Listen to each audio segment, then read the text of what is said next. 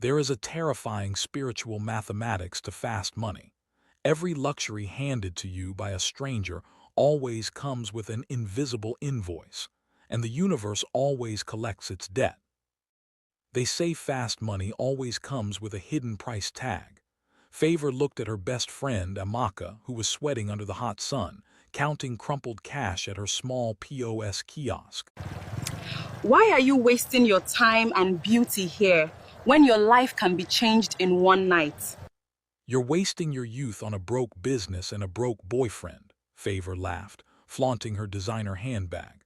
But Amaka just smiled and said, "My dignity isn't for sale." 10 years later, Favour would remember those words inside a multi-million-dollar mansion, starring at a negative pregnancy test that turned out to be her worst nightmare. She thought she won at life, until a mysterious encounter at a mall revealed the terrifying truth of what she actually sold for her wealth. In the bustling heart of the city, Amaka was known as the hardworking POS girl. Her business was small. Her boyfriend, Samuel, he was no better off. A brilliant computer science graduate, he had spent the last 2 years walking the asphalt streets until his shoes wore out, moving from one failed interview to the next. They were poor, but they were not empty. Every single night, over a shared plate of instant noodles, Amaka and Samuel built a kingdom in their minds. Samuel had the coding genius. Amaka had the street-level understanding of financial transactions. They weren't just trying to survive the day. They were drawing up the blueprint for a revolutionary digital wallet, a fintech platform that would bring banking to millions of unbanked people across the continent. I know we will achieve our dreams very soon. But poverty is a heavy weight, and temptation lives right next door. Favour was Amaka's childhood friend, but they no longer walked the same earth. Favour had discovered the world of high-end hookups. She spent her weekends in exclusive hotel penthouses and private islands, entertained by politicians and corporate titans who paid her in foreign currency. Favour stepped out of her luxury ride, looking down her nose at Amaka's dusty plastic chair. "Amaka, this is becoming painful to watch," Favour said, adjusting her designer sunglasses. "Look at your skin, look at your hands. You are wasting your prime years counting pennies for market women. And Samuel, that boy is an anchor dragging you into a grave of poverty. Look at me. One weekend with the right chief and you can throw this wooden box into the fire." Amaka looked at her friend, then down at her dusty shoes. The temptation was real. She was tired of struggling, but she looked at the blueprint Samuel had drawn for her. "No Favour," Amaka said, her voice measured, calm, and intelligent. "Your money comes fast, but it leaves footprints I don't want on my soul. I will build my own wealth. It will take time, but when I sit in a palace, I won't owe a single man the title to it."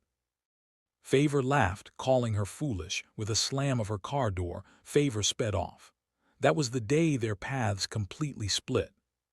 For the next 5 years, it truly looked like Favour had won the game of life. She met Chief Kola, a wildly wealthy real estate mogul who was captivated by her beauty. He swept her off her feet, threw a lavish multi-million-dollar wedding that trended on social media for weeks, and moved her into a breathtaking mansion in the most exclusive estate in the city. Favour had servants, a personal chef, and a wardrobe that could fund a small village. But behind closed doors, a dark cloud began to form over her perfect marriage. 1 year passed, then 2, then 4. Favour could not conceive. Chief Kola's family began to pressure him. We need grandchildren, and this mansion is too quiet and empty. The massive mansion remained dead silent, no sound of a crying baby, no toys on the marble floor. Favour visited the most expensive fertility clinics in London and Dubai. You are perfectly in good health, ma'am, and there is no reason why you should not conceive. The loving husband slowly turned cold, then verbally abusive. Every negative pregnancy test was a screaming match in the mansion, but Chief Kola's patience was not infinite. His family began to whisper in his ear. The loving husband transformed into a cruel stranger. The expensive gift stopped. "You are an empty room," Cola would hiss at her during their midnight arguments. "I bought you everything, and you cannot give me the one thing that matters." Desperate to escape the suffocating silence of her home, Favour went shopping at a high-end mall. As she walked past a luxury boutique, she felt a sudden, heavy chill in the air. Standing near the escalator was an elderly woman.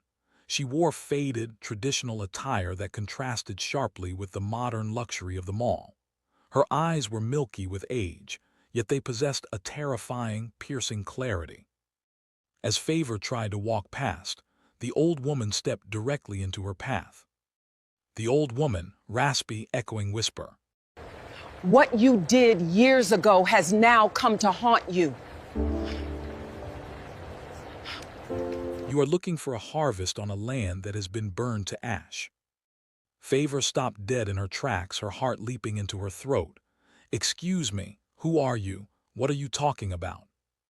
The old woman shook her head with deep sorrow. 10 years ago, you entered a dark room with a man whose wealth requires a sacrifice. You thought you were only selling your night, but he took your house. He took your womb to feed the spiritual foundation of his business empire. The money you spent back then was the purchase price of your unborn children. Your palace is a beautifully decorated graveyard. Favour's blood turned to ice. A memory she had deeply buried rushed to the surface. A weekend she spent in her early 20s with a notoriously reclusive billionaire who had insisted on a strange, silent ritual before he touched her. He had paid her 5 times her normal rate. Panic seized her. She ran out of the mall, tears streaming down her face, and drove home at breakneck speed. That night, broken and trembling, she fell to her knees before Chief Cola and confessed the old woman's words, crying for forgiveness, hopping for his comfort. But Chief Cola did not offer comfort. "I have made a huge mistake getting married to you." "You brought a spiritual curse into my house. You allowed another man to sacrifice your womanhood before you met me." In a fit of rage, Chief Cola filed for an immediate annulment. He ordered his security guards to throw her belongings into the street. In a single night, the glamour vanished. Humiliated and terrified, Favour fled to her family. When her parents heard the horrifying truth, panic threw the household into chaos. Desperate to save their daughter's marriage to a multimillionaire, Favour's family members hurried to the mansion to plead on her behalf. "Please be patient with us, my son. We will get to the root of this problem." They told him they would take Favour to the deepest parts of the country, to the most powerful traditional healers, to cleanse her and undo the curse. Chief Cola, driven by his desperate desire for a child, reluctantly gave them a final chance. What followed was a living nightmare for Favour. For months, her family dragged her from one traditional healer to another. She was subjected to painful spiritual cleansings. She was forced to drink bitter, toxic traditional concoctions that tore her stomach apart, night after night. They bathed her with spiritual herbs in the dead of night, praying for the restoration of her womb. But you cannot replant a seed in a field that has been spiritually erased. All the herbs, all the concoctions, and all the rituals were entirely to no avail. Her body remained empty, and the toxic drinks only made her physically ill. Losing all remaining patience, and seeing that the traditional remedies had completely failed, Chief Cola's frustration turned into absolute rage. He snapped completely. He branded her an unhealable, cursed woman. He ordered his security guards to throw her clothes out into the rain and chased her out of the mansion for good. In a single night, the glamour vanished permanently. With her family now ashamed and exhausted by the failed treatments, Favour was cast out into the dark, entirely alone, branded as a cursed woman, with no money of her own, no husband, and no friends left to call.